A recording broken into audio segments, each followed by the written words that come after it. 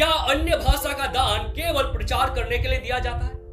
कई सारे लोगों का मन में विचार है कि अन्य भाषा का वरदान जो परमेश्वर देता है वो प्रचार के लिए, ना कि प्रार्थना के लिए, ना कि परमेश्वर से बात करने के लिए।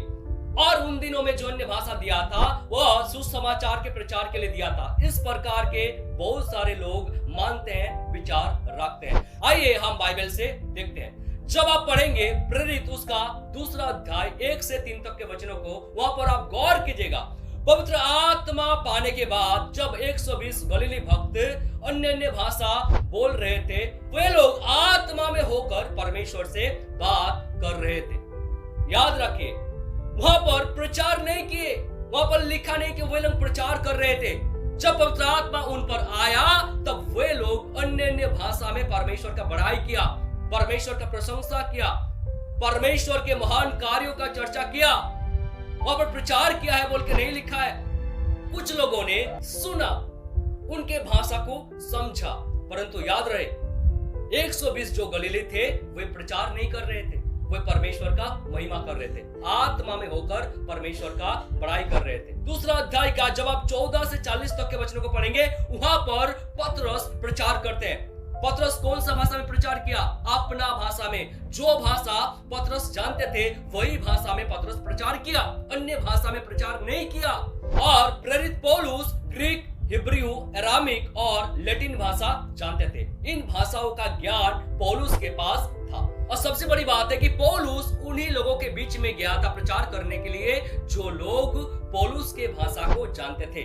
पौलुस को अन्य भाषा में प्रचार करने का आवश्यकता नहीं था। और जब आप पढ़ेंगे प्रेरित उसका 28वें अध्याय, वहां पर हम देख सकते हैं कि माल्टा द्वीप में एक बार पौलुस पहुंचते हैं। वहां पर याद रहे पौलुस अपनी इच्छा से नहीं जाते हैं, जहाज टूटने के कारण माल्टा में पौलुस पहुंचते हैं, जहां पर यूनिक भाषा बोला जाता था, कुछ अलग भाषा बोला जाता था। परंतु याद रहे माल्टा रोमन साम्राज्य के अधीन एक द्वीप होने के कारण यहाँ पर भी ग्रीक भाषा थोड़ा बहुत जानते थे, वे लोग ग्रीक समझते थे और उस समय ग्रीक बहुत ही प्रचलित एक भाषा था।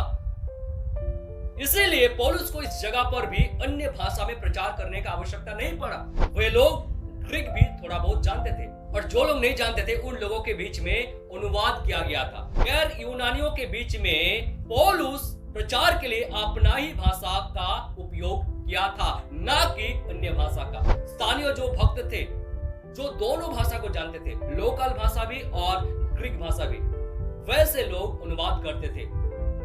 इसीलिए पौलुस को अन्य भाषा में प्रचार करने का आवश्यकता था ही नहीं। तो ना तो पतरस ने अन्य भाषा में प्रचार किया था, ना ही पौलुस अन्य भाषा में प्रचार किया, और ना ही जितनों ने अन्य भाषा का दान पाया वे लोग अन्य भाषा में प्रचार करते दिखे। कहीं पर आपको नहीं मिलेगा कि वे लोग अन्य भाषा में प्रचार किया। सब कोई, जितने भी जन अन्य भाषा का दान पाए थे, सब कोई अपने जानने वाले भाषा में ही प्रचार किए थे। ये कभी कभी होते हुए देखा गया कि अन्य भाषा बोलने वाले व्यक्ति का बातें श्रोता ने कभी कभी समझ पाया और बोले ये तो मेरा भाषा है, आपने मेरा भाषा में महिमा किया। कई जगहों में आपको गवाही मिल जाएगा, ये हो सकता है, ये संभव है। प्रेरित उसका 2 अध्याय में भी यही घटना देखते हैं। वहां पर चेलों ने प्रचार नहीं कर रहा था। 120 जो गलीली भक्त थे वे लोग प्रचार नहीं कर रहे थे, वे लोग परमेश्वर का महिमा कर रहे थे, परमेश्वर की स्तुति कर रहे थे, आत्मा में होकर परमेश्वर से बात कर रहे थे। परंतु सुनने वाला समझ पाया था कि उनका भाषा में परमेश्वर का महिमा हो रहा, तो बोलने वाला नहीं समझे थे और ना ही बोलने वाला का उद्देश्य था अन्य भाषा में प्रचार करना। जो लोग अन्य भाषा पाया है वे लोग कहा गया, क्यों बाइबल में जिक्र नहीं कि वे लोग अन्य भाषा में प्रचार किया? कहीं पर नहीं मिलता। वे लोग जो भी किया सब अपने भाषा में किए होंगे और साथ ही साथ अन्य भाषा में परमेश्वर का महिमा भी किए हैं। बाइबल इसका स्पष्ट प्रमाण देती है।